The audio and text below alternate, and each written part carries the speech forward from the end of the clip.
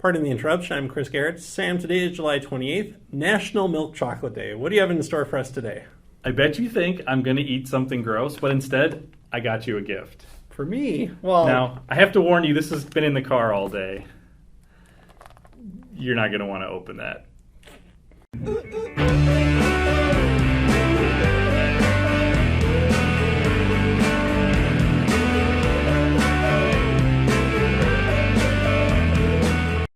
Welcome to PTI, boys and girls. I'm Sam Mulberry. Chris, exam 2 is behind us. What are your big takeaways from the second exam?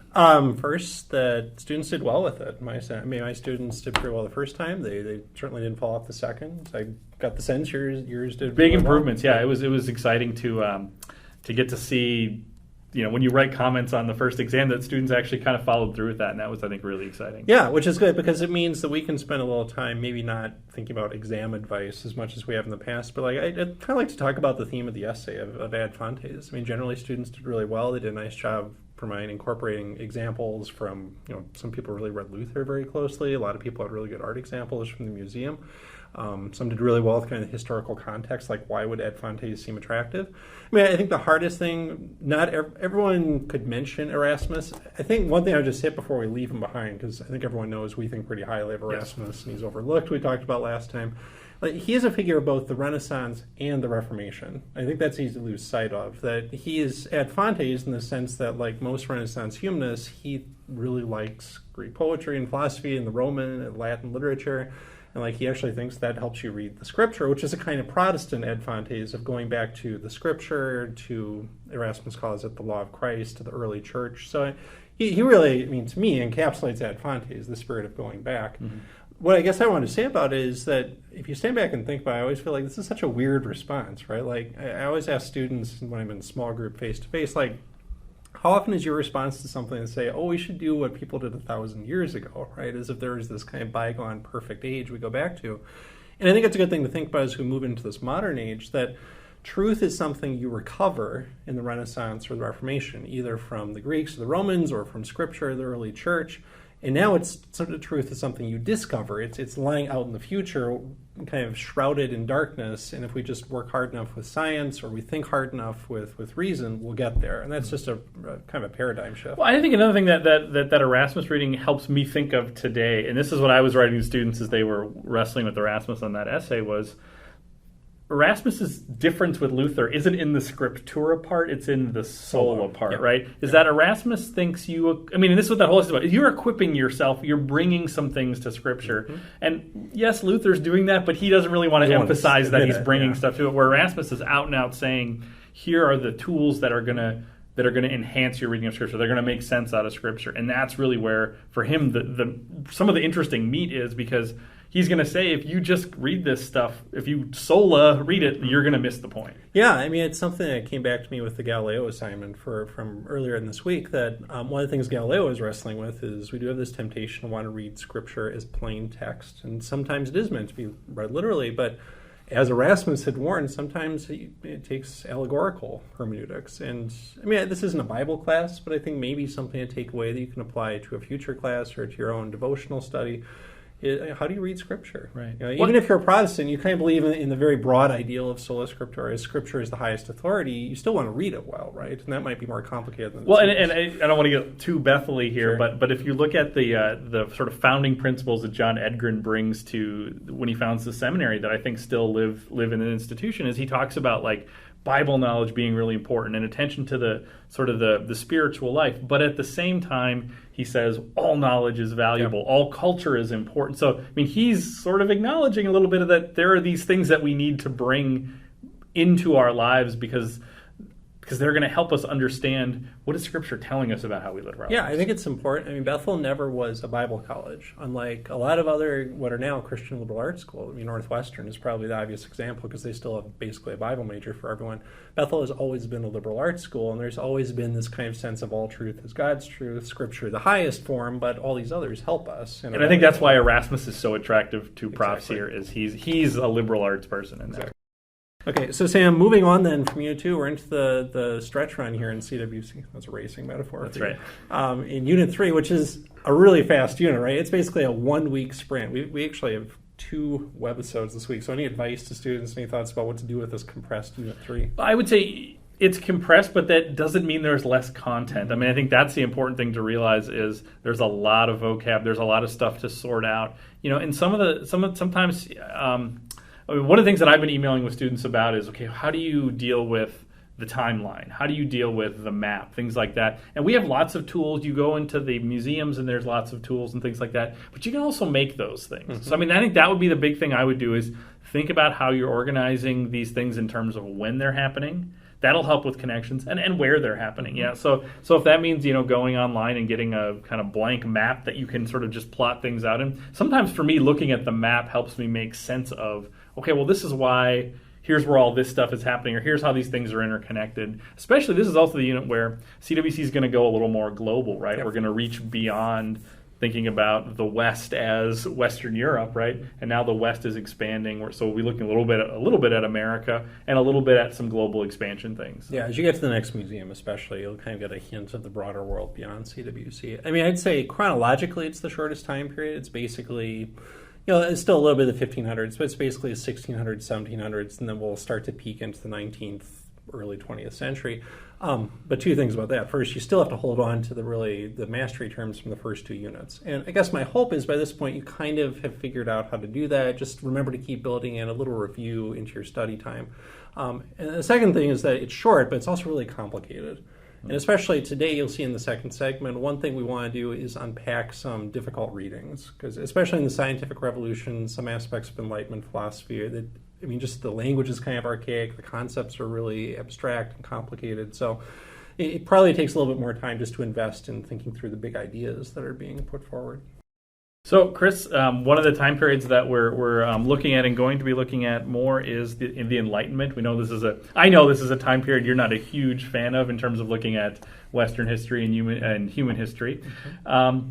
But you're also a European historian, and this is the European Enlightenment. So give us your best shot at explaining this. Yeah, I mean, the reservations I have, you've heard some of them in the museum from Dan Ritchie, the kind of atomization of these individuals. I will also say, as someone who teaches like a human rights class, I teach a modern European history class this fall that basically starts on 1750, partly with the Enlightenment. And one of the really important breakthroughs that's easy to take for granted is the sense that every individual has inherent worth and dignity, that rights are natural, they're not earned, they're not conveyed by the fiat of the king or earned through tradition. It's just you're born human. And to me, that dovetails nicely with the Christian, the Jewish notion of being made in the image of God, but it doesn't have to. And I also do appreciate there is some thinking through of how do we live with religious difference and how do we live in a plural society. So I think in some ways we're captive to the Enlightenment in ways that cause us to be blind maybe to some of the earlier phases of history, the kind of communal orientation of the Middle Ages and maybe a sense of spirituality has been lost. In other ways, we live in the world of Enlightenment, and thank God we do. I'm glad my kids are going to live in a world where basically things like liberty and equality are valued, and at least in this country, protected, not everywhere. Oh, another thing I think about in terms of continuing to live in the world of the Enlightenment, I mean, the world we live in is deeply affected by it, as you said. I think another important piece to that is when I think of the Enlightenment, it is taking the scientific revolution and kind of blowing that out into that type of thinking into all aspects of life. And it sort of reaches a crescendo towards the end of the 1700s. But at the same time, it explains why, even if a 21st century person, I mean, maybe you didn't like your chemistry or biology class or your physics class in high school and you don't like math a lot, but we say, well, you still have a scientific world. You do still have a scientific worldview. Even if you can't understand the science behind it, it's how you look at the world, right? Or how most of us look at the world. So I think understanding the roots of that, and I also think I look at the Enlightenment it's the story of positivity and progress, sure, but also knowing that positivity, just because we feel positivity and progress doesn't mean that it's a straight line that we're moving towards something. So it's also a cautionary tale too, I think, about some of those I think one of my favorite works of the Enlightenment is Candide, right, which I think we included in the museum. We got an email actually from one of our TAs, Jana Berger, saying you should really make them read Candide because it comes from Voltaire, who's really in some ways the founding father of the cultural Enlightenment, this advocate for religious toleration, this rightfully calling out the abuses of churchly and royal power. but he also wants to kind of puncture some of that. Just we live in the best of all possible worlds is one of the kind of recurring phrases in that with Dr. Pangloss. Another great thing about Candide is it's one of those books you can sit down and read in a sitting. Just about like it's a pretty fast read to do. So. Or you can listen to the cast recording that Leonard Bernstein did in 1959. That also works as well. What a day for an auto-da-fe. Sam, let's go back a little bit further in time, and also back to the very first webisode. I think in our very first game we played Heads on Sticks, and you said that Pascal was in your cloud of witnesses. Now that we've actually come back to Pascal, students have read a little bit of his pensée. Why do you like Pascal so much? Well, it was you that assigned that to me, but he actually is one of my favorite folks, and it touches a little bit on something we talked about in the last webisode. I was talking a little bit about pietism, and Pascal, strictly speaking, is not a pietist, but there's strains of what he's looking at that touch on that, right? I'm really moved by the fact that, Pascal is a scientist and a mathematician. Part of my background when I first came to college was I was a computer science major, right? Mm-hmm. So I was, taking calculus and discrete mathematics, and my brain thinks like a computer. I grew up, it's been fun. We've been watching *Halt and Catch Fire*. My wife and I was a little kid during that time, but I grew up on computers. Like I remember in 1983, learning to program a computer at the age of 6 or 7. Like my brain thinks that way. There's an element of me that's like that, and I look at the world that way. I'm a pretty rational, logical person, and Pascal is that. Mm-hmm. But at the same time, Pascal also knows that to only put yourself in that category, to lean entirely into that, is to turn your back on another piece of you, right? To turn your back on something that's really important. And he has this emphasis on the heart, right? And that we know things in different ways. We know things through the mind, definitely, but we also know things through the heart. And that's a really, really important thing. And not just to say like it's about, that you have these gut instincts, or when you think of heart, you think of like love and emotions. And those things are true, but like there are things at my core that I know here. And I actually think that probably ties into a little bit of, if we want to spin it back to Plato, talking about like there's innate knowledge. I really think that there are some pieces of innate knowledge. There are things that just we know, and that we can't articulate them. And to me, those are some of the most important things in the world, are those things that are hard to put into words. One last thing about Pascal that I love is I love people in history who are living at a significant moment. So Pascal's alive at the peak of scientific revolution. Between Galileo and Newton, you find Pascal, right? And Pascal is in the heart of it. He understands what's going on. He understands the work that Galileo did, the work that Newton is doing or going to be doing.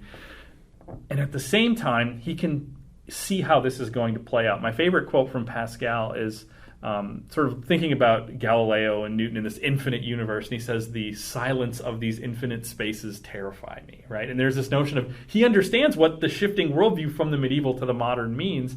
And he's not saying it's wrong. He's just saying we need to prepare ourselves for how terrifying of a shift this is.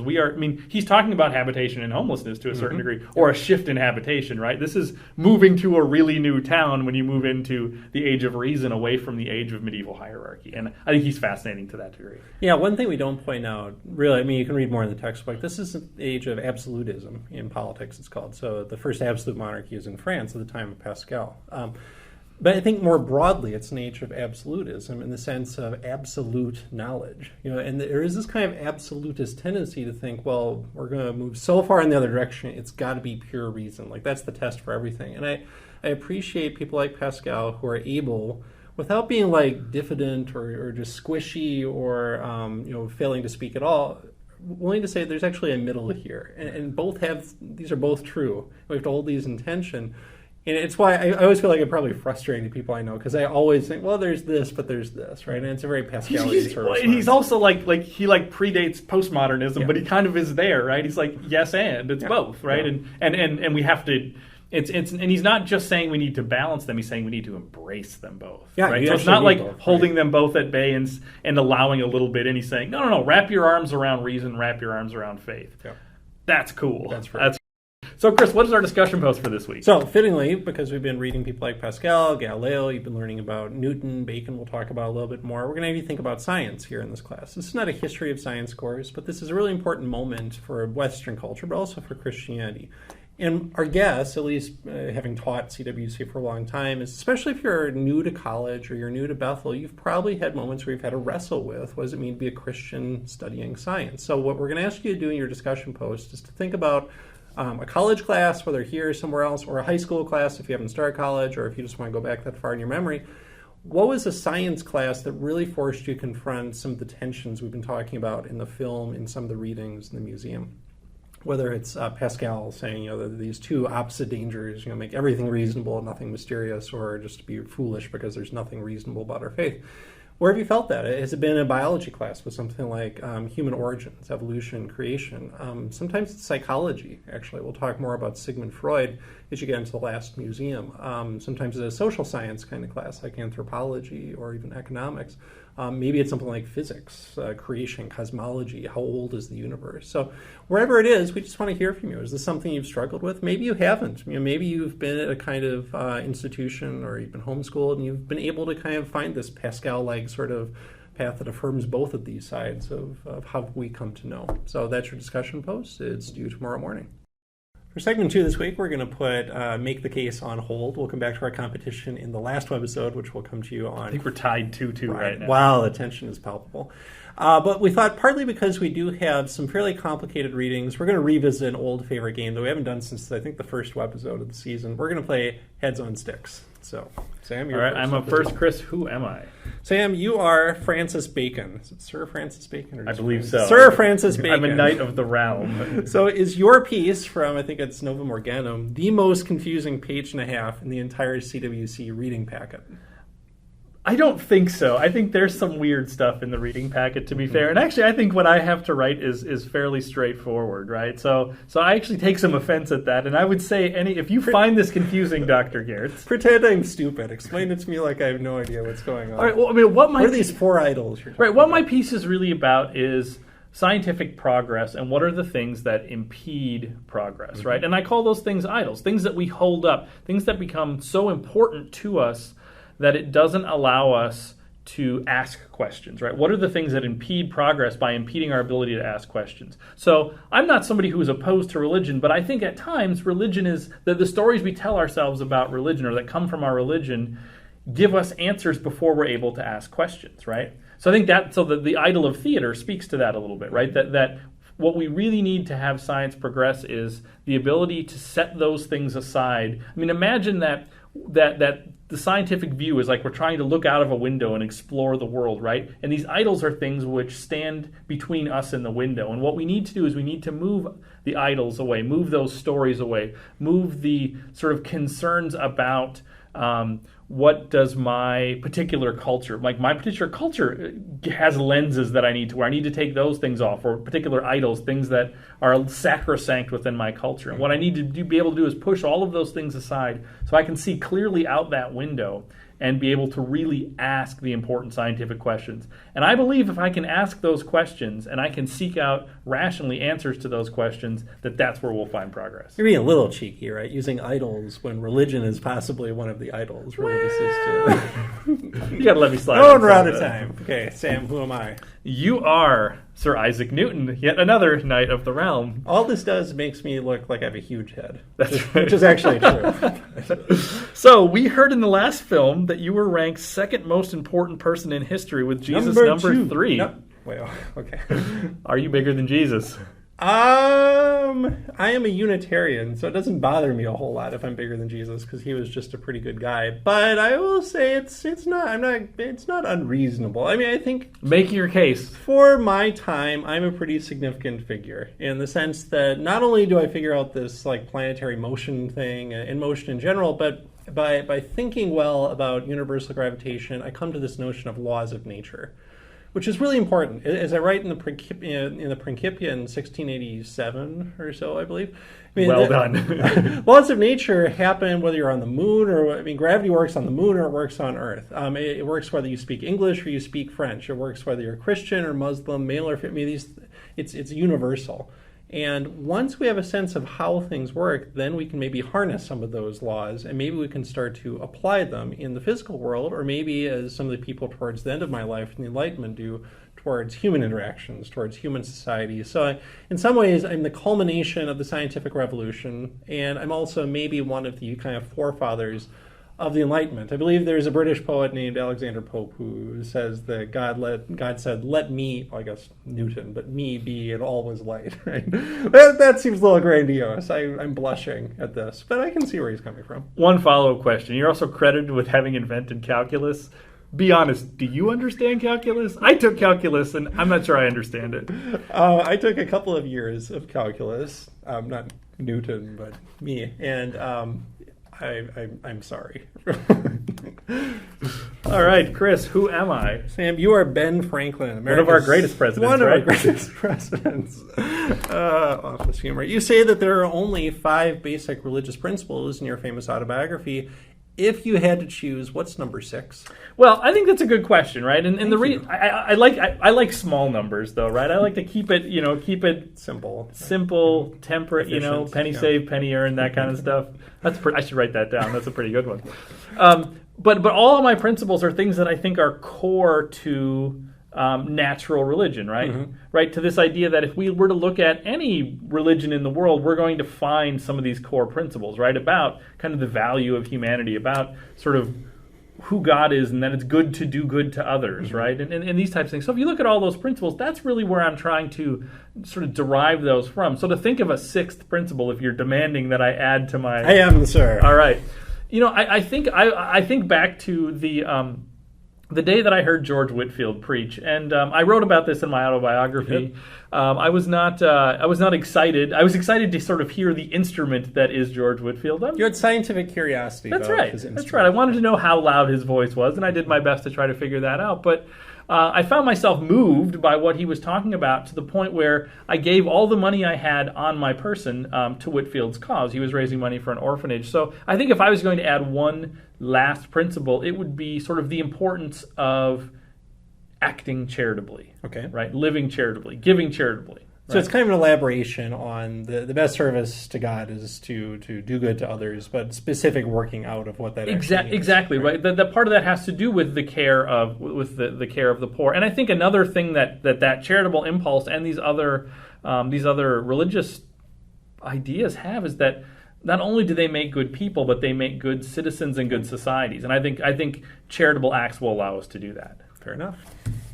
All right, Sam, who am I? Chris, you are Robespierre. Off with their heads. All right, Chris. Wait, is that me? Yes, Okay. More or less. Chris has long insisted that we don't do the French Revolution justice in CWC. So I'm going to give you a minute. You're on the Mon clock. Dieu. That's How right. dare you? Make the case that you are more significant in history, to the history of Christianity and Western culture than the American Revolution. Sam, do you like the metric system? Love it. Everyone loves the metric system. That's from us, everyone. Do you like the calendar that has an equal number of days per month? That's actually kind of nice, yeah. Yeah, that took off, right? Everyone uses that, right? Well, I like Thermidor as a month. Okay. So it was a good idea. I think that in many ways we're the logical working out of the Enlightenment, right? And maybe some of the failures of our society is we didn't follow this direction. I mean, I would say we are ahead of our time. We're the first to abolish slavery, actually.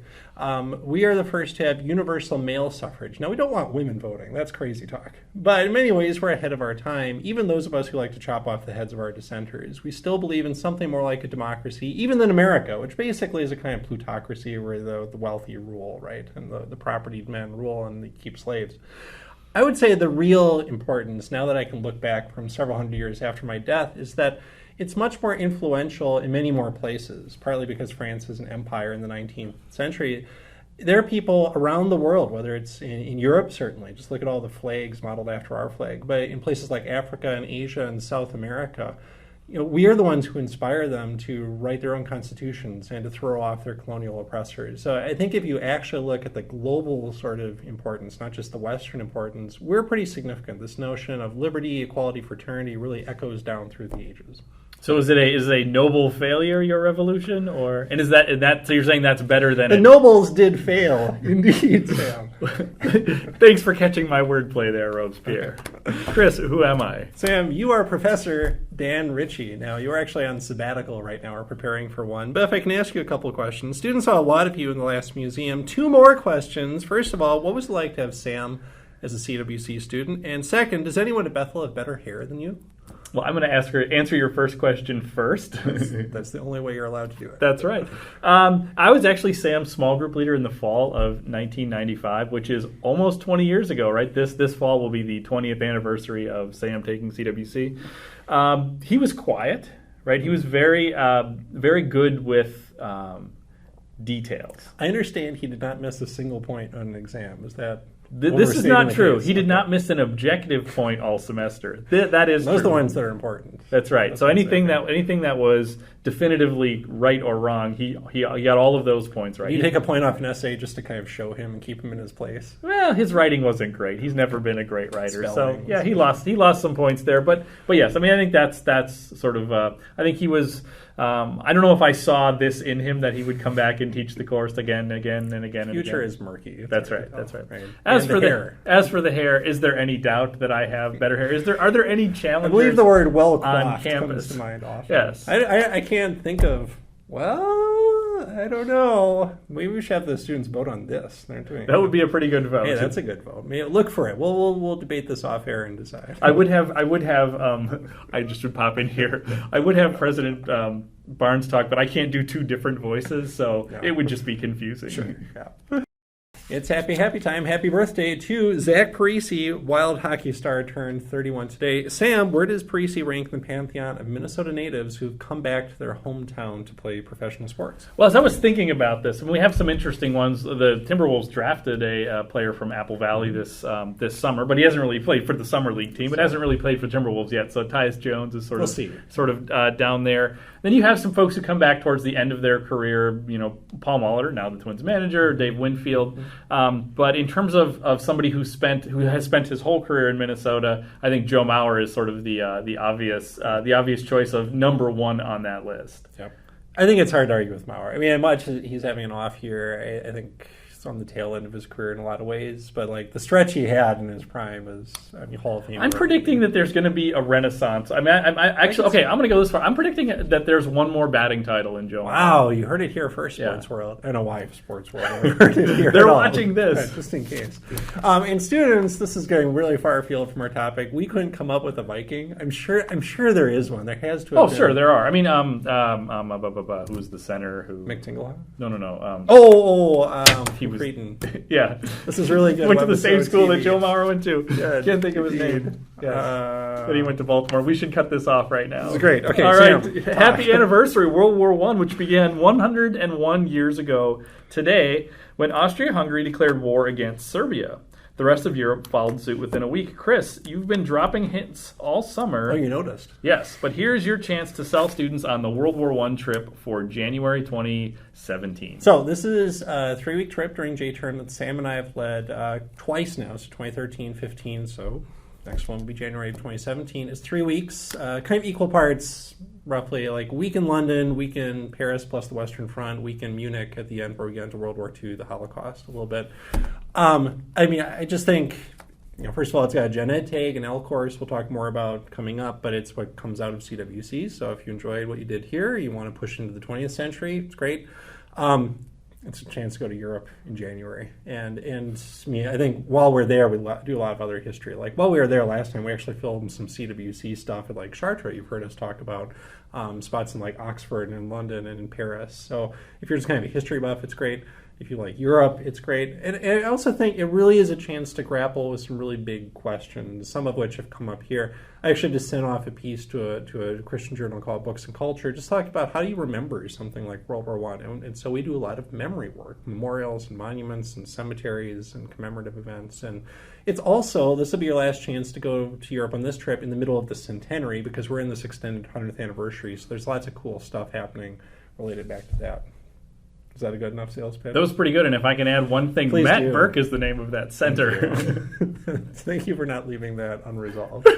All right, and happy trails to our recent guest, Maximilien Robespierre, guillotined this day in 1794. That was the Thermidorian reaction Sam was alluding to. Sam, the guillotine is named after a well-meaning doctor, Guillotin, whose commitment to the Enlightenment led him to propose a better system of capital punishment. I know it doesn't seem better, but it's more humane because the axe often miss. This always worked, and It's kind of high on the list of ways to go. it's not bad. Like, it's dramatic and but, like, gross. it's over and, immediately. Okay, so but we'll take this another direction. Sam, what do you want named after you? What is the Mulberry going to be? Well, see, I want it to be a food, but I don't want mulberries in the food. Not So, really. like a sandwich, I think I would like. Oh, that's pretty good. Yeah, but what's funny is, again, the mulberry sandwich just sounds like it's going to be this light kind of salady sandwich. Not at all what it's going to be, right? I believe you've been over to my house for, if I were to start a restaurant, I like to cook. If I were to start a restaurant, the signature dish on the menu would be, it's kind of like a sandwich. It's a buffalo chicken calzone. There you and go. it's got bacon and blue cheese and shredded chicken and fantastic. all sort of baked into a delicious calzone with homemade blue cheese You're dressing. all to dip invited it in. to Sam's Comes house with kettle to try chips. it out. I really think, I mean, if you guys want to arrange a Online get together reunion? at my house, Get to meet each I other? will make that for you, and it's delicious. It's great. Well, that's the end of this webisode. We've got one more coming up for you on Friday where we'll review not just the kind of our little sojourn into the 19th century, but we'll step back from the whole unit. We'll play Food Chain one more time to get a little bit of review before you head into the weekend studying for the last test. And we'll also do a little preview of your last assignment, the exit interview that's worth 50 points towards your grade. So come back for that. Enjoy your last set of readings that's coming up. Enjoy the last museum, which is kind of a preview of the modern age. Previews a few other courses, including the World War I course, but other things that are in the L and U categories as well. Anything else, Sam? Last thing I would say, Lindsay Whalen is also a great choice for a Minnesota athlete. Well, who came now home. you think of all this. That's right. Should we refilm this segment? Okay, I think that's all for now. Say goodnight, Stacey. Good night, Steve.